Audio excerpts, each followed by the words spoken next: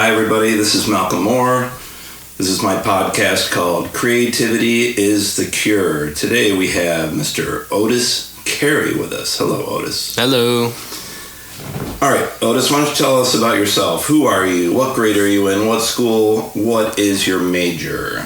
I am Otis Cary, like you said. I'm in 9th grade, freshman in high school, at LACHSA. Cinematic arts. Now, does that include film and TV or any kind of filming, or are you just focused on films? The school is more, or the department is more focused on film, but they don't discriminate against TV. We're still right. I wondered about that these days because it seems to me, would you agree, in the last several years, in some ways, TV has become more important than film. Yeah. Or at least more popular. Yeah. I think more for wider consumption. And would you agree? It seems to me like most movies these days that you see in the theater are bigger budget, superhero, something like Dune or Marvel, things like that. And although TV can do that with things like Fallout and Game of Thrones, I think you get away better with smaller dramas and stories. Yeah, I find TV is more often comfort shows, TV shows. The showrunner, the writer, they're the boss. They're in control, and in film, the director is. Yeah, I think so, as far as I know. Okay, so on that note, filmmakers and or TV show makers, who inspires you? Give me 2 or 3. I'm inspired by Nathan Fielder. He's really funny and awesome. Can you give us an example of what he's... The Rehearsal, The Curse. He does a lot of, in Nathan For You, he goes out and meets real people and real businesses and gives them ideas for, crazy ideas for... So is this a reality TV show? Kind of, but he gives them crazy ideas for their businesses, and he sees how far the business will let him go with the idea before, realizing it's too crazy, just because he's, got a TV crew and they think they're going to be on TV. It makes them more open to his ideas. I also love Steve Martin. Really, really funny. Are you more into his films, his TV shows, or? I would say I'm more into his films, but. Can you give me an example? There's so many different and good ones. My favorites are The Jerk and Roxanne, probably. Yeah. Yeah, you can't go wrong with those. Have you seen Only Murders in the Building? I have, yeah. That's pretty good too. How about let's go to films. Tell me 3 films that inspire you or you like or maybe you watch so often because you just don't get bored of them. All right. My favorite film is Harold and Maude because wow. I feel like it wonderfully is a wonderful combination between comedy and drama. It's got really funny parts, and it's got really sad parts and really dramatic parts. If I remember correctly, that's early 70s, right? I think so. Can you tell... I think a lot of younger people are not familiar with that. Can you tell them the 60-second premise? It's a kid who, a 18-year-old who keeps faking suicides, in a rich family, just his hobby is going to graveyards and watching memorials, meets a older woman, 79, and she's got a love for life that he really admires, and they kind of fall in love and goes on from there. Unorthodox type of story. Yeah. Do I remember correctly? I think most of the music is Cat Stevens. Yeah, right? Cat Stevens did the whole soundtrack. Really great soundtrack too. How about another movie, something completely different? I also love MacGruber because MacGruber is really, really funny. And so this is the movie, an offshoot of the Saturday Night Live skit, right? Yeah. They did the Saturday Night Live skit for a while, and then They made it into a movie with Will Forte. And then just like a year or two ago now, they redid it again with a show. And I thought the first episode of the show was really funny and like lived up to the movie. But I thought the rest of it... Yeah. I assume this is a Lauren Michaels produced project. I believe so, yeah. Yeah, so they've kind of made a MacGruber universe. Yeah, the MacGruber cinematic universe. At this point in your early career, do you see yourself doing TV, film, or maybe both? Is there one that you really focused on? I really love them both, and I think you can do really great in both fields. So I'm interested in doing both, but I don't know. Yeah, I love both. So let's say that you've done a few films, and somebody comes to you and says, "We've got this great book. We would like you to adapt into a movie." What would make you decide to tell them that sure, it would be a great movie, but maybe this story is too long? We should put it into a TV show, because we've got things like Lord of the Rings that are so long. Right. Do you have any thoughts on? I guess where I'm going with this is, if you get a book that's too long and they try to squeeze it into 2 hours. A good example would be Dune. Yeah. They're splitting 2 books into 3 movies. Yeah. Make it a show. That's what I was when I was a even younger youngster, and I was reading the Harry Potter books. I was like, why is this not a show? Because there's so much material in Harry Potter that they had to exclude from the movies that could have all gone into a show. Right. Instead, they did split the last book into 2. Last book into 2 movies, yeah. But I haven't read those books in so long. What would you say if they adapted those into a TV show? They could have probably 3 or 4 seasons, or? Yeah, I would. I don't know, but I would just make it. I think Harry Potter has a big enough fan base to just do a season for each book, and then the season can be like hours and hours long, because on a show you've got pretty much as much time as you want. Especially with something that's already established like Harry Potter, because people love it so much. Right, and then you don't have to, to bring up Lord of the Rings again. I grew up reading that they had to combine characters because it was just too much. Right. To get the point across. So back to being in school at LACHSA. I know, how many films have you made since you've been in school? 2? I've made 4. 4. So with your experience so far, what do you think is your best strength? Would it be cinematography, writing, acting? I love writing. Writing is I hope my best strength, because it's my favorite strength. And I think from what you told me, especially on your last film, you like to write it, but then I'm sure you like to pick out the people that you delegate everything to. Do you go through your students who are friends and be like, you're a great cinematographer, you're a great editor? Yeah. In freshman year, it's really hard to do that because everyone wants to make their own movie, so sometimes you can't choose exactly who you want. Like my really good friend, he's very talented in like almost all aspects, but he wasn't available the weekend I was shooting,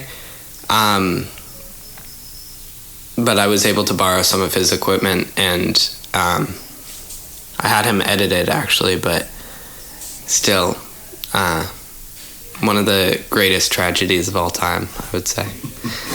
Do you find yourself, if you do delegate, being right there overseeing everything, because like, as far as I know about editing, the timing of the editing can really change how a joke works, how an emotion rolls off. Are you right there with them, or do you just kind of give them instructions? Yeah, I like to be there while he's editing. It's good. I think he has a really good sense for comedy too, so I'm not too worried about him messing up something like that, but I like to see it as it evolves and make sure everything's up to par. Are you starting to get the feeling of maybe not how overwhelming it is, but how much energy it takes to oversee a whole project? Yeah. Yeah. Yeah. I mean, can you imagine making a 2-hour movie? I can imagine it, but I don't know. But I would be excited to, and I don't know. I feel like some of the stuff I've got really stressed on is because I had like time constraints, and I will have time constraints in the future, but I gotta... And budget as well, too, right? Budget, true, yeah. I find that on a small budget, you can usually do a lot more than you think you can. Yeah. You can... I think I've shot, like, a lot of projects at my house just because it's easy and free. Right. At friends' houses, too. Any adults my parents are friends with that have businesses, those are ours now. So you don't have to pay for locations at this point. Yeah. Well, what's an area of growth that you hope to, while you're here at LACHSA, get better at? I want to get better at editing. I don't...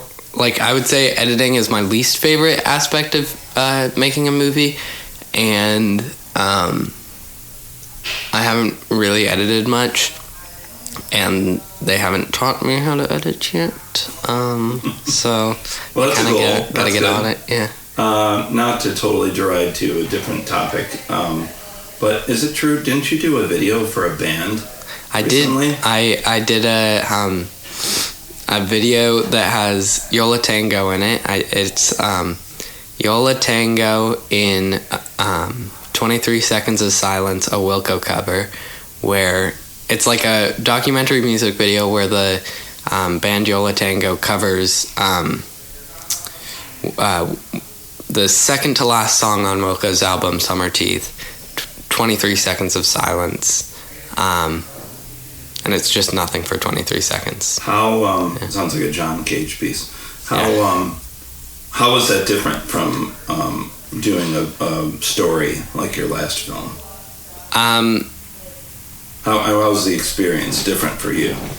Yeah, so there's an interview portion in it, kind of documentary, and they're really smart people, and they said a lot of really interesting things. Which is good, but it's kind of like you gotta just go in there and go with the flow because you're not getting to choose what they say. Did they give you explicit instructions in what they wanted? Not really. We changed it from Yola Tango Presents to Yola Tango In, so I could kind of do my own thing. Yeah. So while you're going to school at LACHSA, what's the 4-year structure? Like, what do they do, 9th, 10th, 11th, and 12th? How do those things differ? Or is it like you're learning different aspects every year, or project-based? There's 4 film festivals for all classes every year. A film they've been working on all year. That's the one that you just did, right? No, I'm not a senior. No, you told me about a film festival that you were in. Yeah, that's... Recently, was that all grades? And that's all grades. That's sundown. You can do whatever you want in an 8-minute time limit. No, nothing graphic or rated R or anything. But what was that like for you to see your film shown in a theater, and instead of doing things like... things in front of a crowd, I really enjoy seeing what gets people to laugh, what... like how people I enjoy seeing how people react to things, because it's good going into the future to know what'll get a laugh and what'll... Did they react differently at any time than you expected them to? There were a few jokes that didn't land as I hoped they would. That experience, when you get to the point where you're making major movies and or independents, things like that, would you like to do something like you just did as a test audience and then maybe re-edit it if, jokes weren't working? Or Yeah, I think test audiences are a good idea. See what's working, see what's getting people to laugh. If there's a certain aspect that people like more than you thought, maybe put more of that in, less of... Tried yet that you would like to do? I haven't really done much horror. People at my school really like horror. Right. And I don't like... it's scary, do you want to do something that's absolutely realistically frightening, or do you like, campy thriller things? I like campy fun. Like a Roger Corman or a Price, things like that. Yeah. I don't know. Are there any new directors that you like? Who's the guy that did Nope? Jordan Peele. Yeah. Do you admire his work at all? Because I think of you because it seems to be there's a lot of comedy relief to give you a break when you're going through the frightening. He started on Key and Peele, right? So he does have a lot of experience in comedy, which is interesting looking at Nope. But I don't know. I thought Nope was kind of freaky. I don't know. I don't like simulated fear. What do you mean by that? Simulated fear? Stuff that makes you scared just to make you scared. Weird for the sake of being weird, or... Well, weird for the sake of being weird is sometimes fun, but I don't like being scared because, you're scared in a way. Yeah. But are you saying if you had to make a horror movie, would you want to do something that truly frightened people? Or something that's more silly? I'm trying to think of what's the zombie movie with Iggy Pop and Tom Waits and Selena Gomez? The Jim Jarmusch. Yeah. Is that more your speed? Yeah. I haven't seen that one, but it seems like, yeah. That's a really good one. Okay, let's go way back in time. What is your first... And by the way, this is the crux of what my podcast is about. Right. I like to start out asking about typical artistic things about you. Mm-hmm. But it's my personal belief that, you're a pretty creative person, but I believe that all people are. So that being said, because you are such a creative person, first of all, what's your first memory of using your creativity in any way? I knew you when you're 4. So yeah. I can think of some all right. I don't totally remember this, but I've been relayed the story of the ham bomb. So I was hoping you would bring this up. For listeners out there, I first met Otis because he was my student. All right, so let me set this scene. It's a dark and stormy day on the playgrounds of in the mean streets of Hollywood. Yeah, I'm sketching. I'm drawing. I'm creating, being creative for the first time ever, right? And the teachers, they don't like what they see. They don't like the creativity. They take the drawing, right? They're super nervous about it. I've drawn a plan to build a bomb. So, and I can't remember. Is this first grade, second grade? Do you remember? I would say, I don't know. I'm not sure. Around first grade. Earlier. Yeah. They're like, this first grader, he's got a plan for a bomb. He's definitely going to blow up the school. This is not okay, right? So they're all stressing, and that's when my savior Malcolm descends from the clouds. He's looking at it. He's like, I don't think this is a problem. Well, I slowly went through the ingredients. Yeah, the ingredients for the bomb, the ingredients list. Not the materials, the ingredients. I do believe it said that. It's like you were cooking. Yeah. The very first ingredient is ham. I remember all the adults were very alarmed. And the first thing I saw was ham, and I was like, all right, we're done here. Yeah. Do you remember doing it? Do you remember writing it out? I remember I remember the first time you told me the story, like after it happened, I was like, oh yeah, I faintly remember that, and now I only remember remembering it. So. Yeah. Okay, so let's go into the present time for a minute.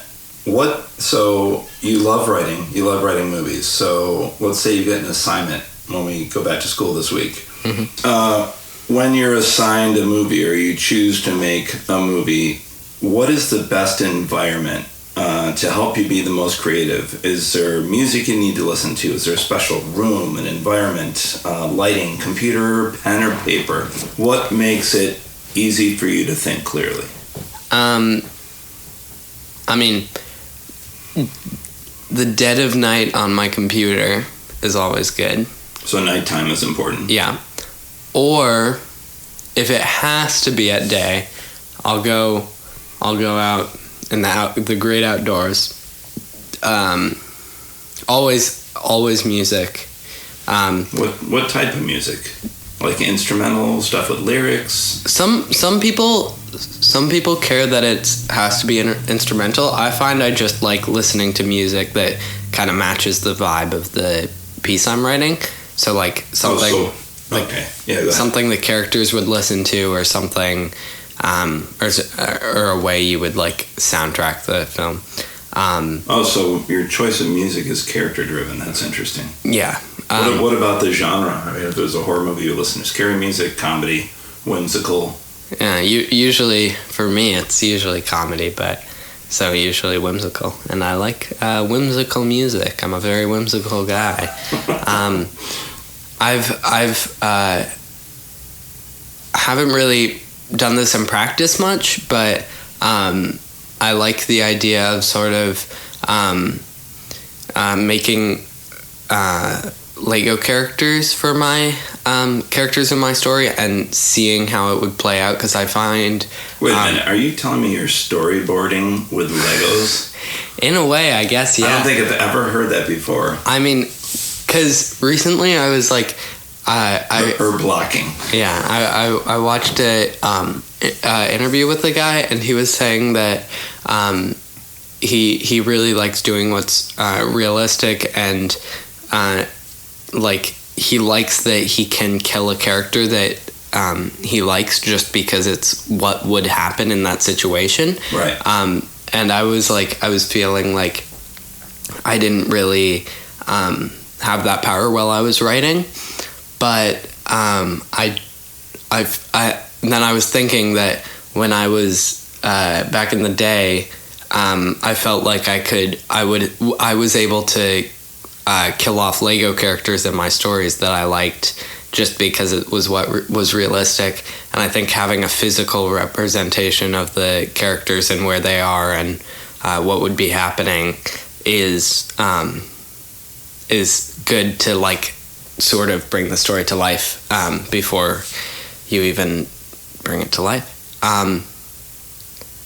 Also, on the writing thing, often I find myself writing in a academic class that I find boring. So like if I'm in English and our teacher is just talking to us, or like talking about an assignment that there's like a little blurb for that I can just read and do the assignment, then I'll open up my script and start working on that.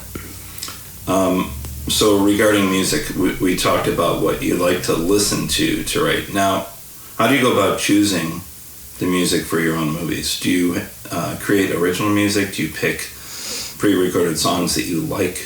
Do you commission someone else to make it for you? I really enjoy needle drops and music cues. I love on a project I made last year in 8th grade.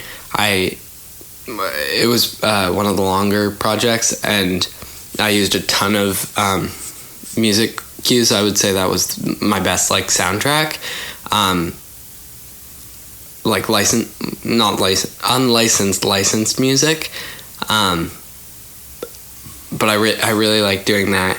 And I've found on a couple projects I've worked on this year, it's been a little bit harder with a bigger team. A lot of people in the school use people who specialize in music that also go to the school to do a composed soundtrack for their movies. Just for listeners that don't know, LACHSA, some people are doing film, some are doing music, and you're saying that sometimes people collaborate across field of study. Yeah, there's a lot of collaboration, often for films at least. Music kid will do the score, maybe an art kid does the poster. Very, very often theater kids are acting in it. So there's a lot of crossover there. At this point in your filmmaking career, do you have to have a Foley artist? Do you have to do any overdubs of like when people are walking to make sure you hear the right sound effects? This year we had a really good audio teacher who taught us a lot about Foley and EQ and everything, and it's exciting. Starting to get better and better audio. I feel like he was saying even from the seniors now didn't take his class as freshmen because he wasn't at the school yet, and I can see some of the seniors and some of the juniors have like way worse audio than some of the freshmen, and I think audio is really important. So let's say you're making a film, you got to have the Foley artist, you got to have the soundtrack, you got to make sure the microphones are picking up. Right. Do you ever have to do ADR and overdub things that didn't come out clearly? Malcolm, there was a project last year. I didn't have as much control over it as I wanted to. All the audio came out very poorly, and we ADR'd almost the entire thing. Wow. And I've kind of hidden it away, but it still exists out there, and I'm disappointed in the audio, but because we were just recording audio out of the same phone we were shooting off of. Mm-hmm. And I feel like audio has been a problem with a lot of my movies. I mean, if you're recording on a phone, you just got a condenser mic, so if anything occurs, it will be louder than your dialogue. Yeah. But I think I've figured out how to do the phone mic the best that it can be used, but it's good to upgrade to actual mics. So when you put this all together, what type of software are you guys using in school? For editing? Yeah. I have Premiere. A lot of kids use Premiere. Some use like DaVinci or other softwares, but I think Premiere is like the most common one at the school. Industry standard. Yeah, school standard. Yeah. But since we haven't had a editing class, I started using Premiere, and then I got confused and I went back to iMovie. So, yeah, I don't know. So, on a serious note, can you tell me a time that you used the creative part of your brain to solve a serious dilemma that you were facing? Maybe something challenging happened, you couldn't figure out what to do, and then you took a second to slow down and think about how to solve it. I mean, as a youngster, I had a lot of challenges in school.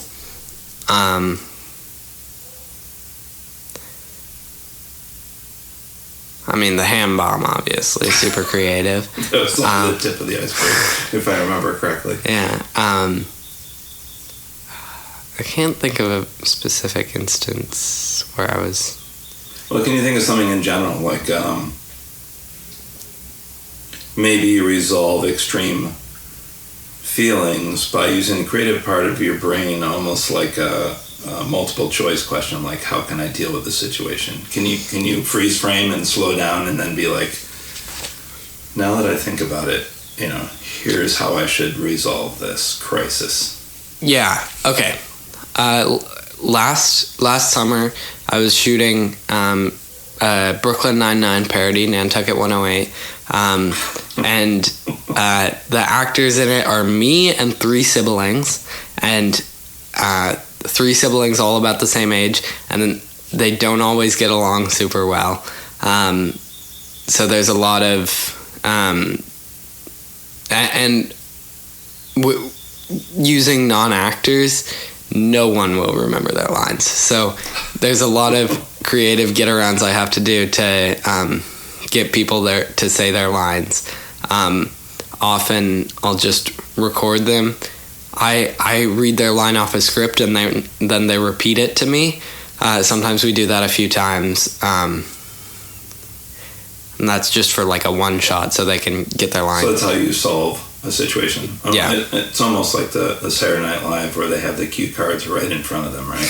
Yeah. But it sounds like your way is actually better. I mean, obviously you can edit. Yeah. But you can feed them one line at a time for people that are not used to memorizing 30 pages of on text. Saturday Night Live, that's all live, so they can't really read it off and then edit that out. Also, with sibling rivalry and that, I remember me and one of the siblings were shooting upstairs, and we were supposed to like talk a little and then look at the window, and the other 2 were outside, and so we just had them standing there while we got our dialogue right. And then while we were shooting our part, they were just standing out there. They started getting really angry at each other. We looked outside, and one of them was pouring a LaCroix can on the other one. This wasn't part of the script. No, this is not part of the script. Tell me that you used that. I mean, we should have. But poured a LaCroix can on the other one, and then walked off. And so I had to go and corral actors back into the scenes. Well, that'll probably help you in the future when you're dealing with the egos. Yeah, definitely. I've heard a lot of stories about big actors being too big for smaller shoots and making the smaller shoot work around their schedule. Right. Yeah. Okay, tell me about your latest film project. We touched upon that briefly, the one that they showed in the theater. All right. What was it about? How'd you come up with the idea? Ping Pong Pros. It's a short film, 8 minutes, about a ping pong tournament that randomly selects 4 contestants from the state of California. It's like a mockumentary comedy kind of game show, and since it's random contestants, you get like a wacky assortment of 4 characters, and then they've got to all perform in a ping pong tournament. You've got a baby, you've got a serial killer cannibal that they pulled out of jail specifically for this tournament. You've got you've got Dave Grohl, and you've got not the real Dave Grohl. Not the real Dave Grohl. A fake Dave Grohl playing the real Dave Grohl. And then a ping pong master, the best ping pong player in the state. Yeah. And wacky hijinks ensue from there in the tournament. Yeah. I'm going to read you a quote here that says, according to popular view, the right hemisphere of the brain is the creative side. while the left hemisphere is more analytical and logical. People who are considered right-brain thinkers are often described as being more intuitive, emotional, and creative. Do you totally only relate to that, or do you think you're a combination of left and right brain? I would say I'm a combination, I think. Do you find that there is a part of your brain that is organized and that can execute the creative ideas? Yeah, I don't think it often comes out, but I think every once in a while you'll get that, like, not always at 3 a.m., but that 3 a.m. motivation that, like, I'm going to get everything together. The drive. Yeah, the drive. But often I would say I'm more left brain, right brain. And then sometimes in a moment of clarity can become left brain. So you're saying you're unpredictably balanced. Yeah. If you could meet any film director, or I guess TV showrunner, who would it be and why? I would want to meet... I know you like Wes Anderson. I do. I would want to meet...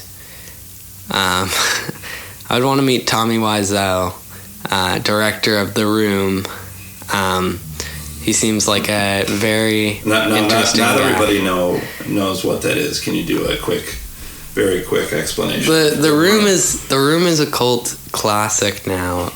Tommy Wiseau poured his heart and soul into a film that's famously incredibly bad, and they made James Franco made a movie about the movie of how it got made, The Disaster Artist, which is really, really good. I really enjoyed that movie. But The Room has become a cult classic, and no one knows how old Tommy Wiseau is. No one knows how he got his money, and no one knows where he's from.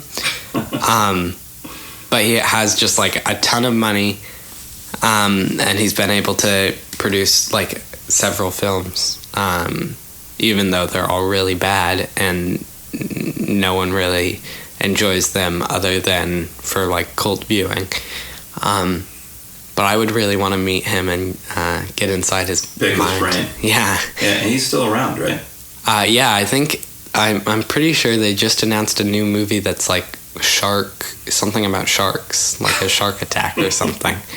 He's riding the wave of his recent success. Yeah. Have you thought of a name for your film company? I mean, will it be like Mochi Movies or Banshee Films, or any good ideas? I mean, I've been using Anything You Want Productions for a while. That's pretty good. Just anything you want. All right, lastly, before we wrap it up, what is your next film project? Do you know, or do you have any ideas brewing? I mean, I've been, for the past 4 years, I was talking about Nantucket 108, past 4 years I've been making a season every summer, and this summer I'm doing the same.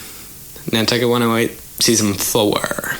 Oh, so you're already working on a series. Yeah. And when will the general public be able to peruse and view at their leisure? Probably on my YouTube channel. I think it's called Otis Cary with 2 T's because we made my email wrong on accident when I was like 5. So if people want to check your work out, I'm guessing YouTube or Instagram? Yeah. Anything You Want Prods on Instagram. Okay. Because it is confusing. There are a few Otises out there. Yeah. So one more time, what was your Instagram? Anything You Want Prods. How do you spell the prods? Prods. Awesome. Like productions, like little shorthand slang. All right, Mr. Otis. Thanks for joining me today, and I look forward to the next time we Thank you. discuss topics. Me too.